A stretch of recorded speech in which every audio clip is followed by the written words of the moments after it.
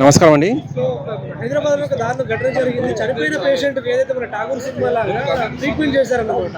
అసలు నిజంగానే అట్లా జరుగుతదంటారా? ఏం చెప్తారు దాని గురించి? జరుగుతుందండి. ఇటువంటివి అనేది కామన్‌గా జరుగుతున్నాయి. మొన్న మొన్న మధ్య ఒక కొత్త డాక్టర్ వచ్చిన ఫస్ట్ డే రోజే ఇటువంటి సీన్స్ జరుగుతున్నాయని చెప్పేసి రాజీనామా చేయడం జరిగింది ఉద్యోగానికి.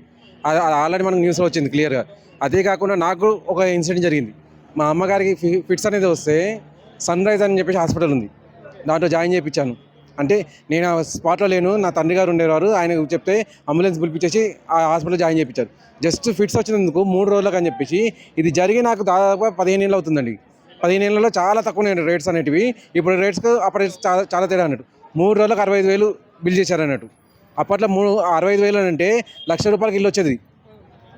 ఓన్లీ ఫిట్స్ గురించి అని చెప్పేసి అంత వసూలు చేశారు వాళ్ళు.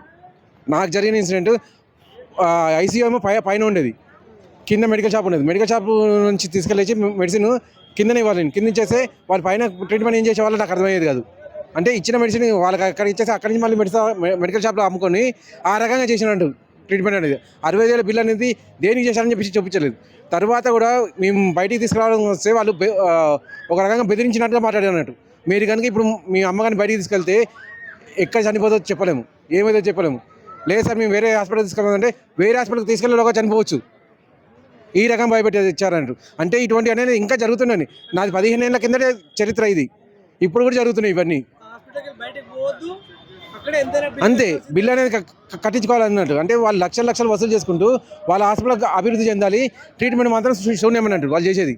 ఒక ఫిట్స్‌కి 65,000 వసూలు చేయడం ఏంటంటే ఆ కాలం 15 ఏళ్ల క్రితంలో అంటే 65,000 అంటే ఇప్పుడు దాదాపు 6.5 7 లక్షలు అన్నట్టు తక్కువ తక్కువ వేసుకున్న కూడా 3 రోజులకు 7 లక్షలు కట్టడం అంటే అది ఏ రకంగా వసూలు చేస్తున్నారు వాళ్ళు.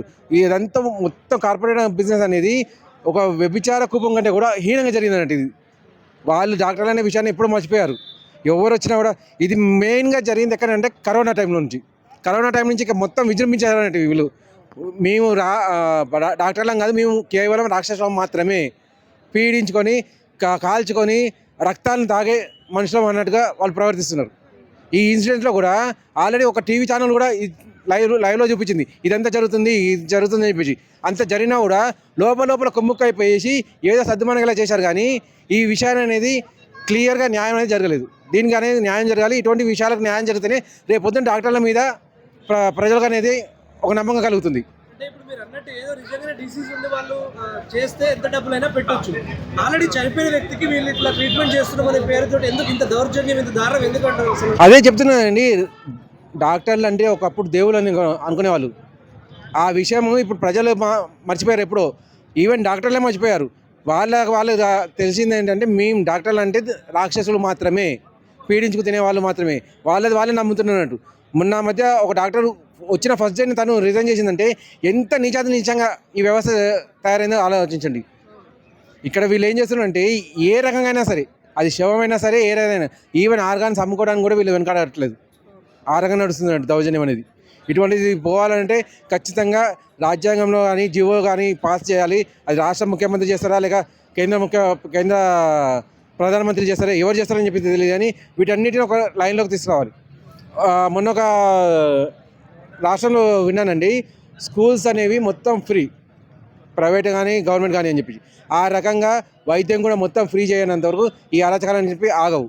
వీటిని ఏవైతే ముఖ్యమంత్రి చేయాలి లేకపోతే ప్రధానమంత్రి ఏం చేయాలని మీరు అన్నారో, ఎక్కువ పొలిటీషియన్స్లోనే హాస్పిటల్స్ ఉన్నాయి, పొలిటీషియన్స్కే ఎక్కువ స్కూల్స్ ఉన్నాయి. మరి వాళ్ళు ఇట్లాంటి వ్యవస్థ తెస్తారంటారు అసలు?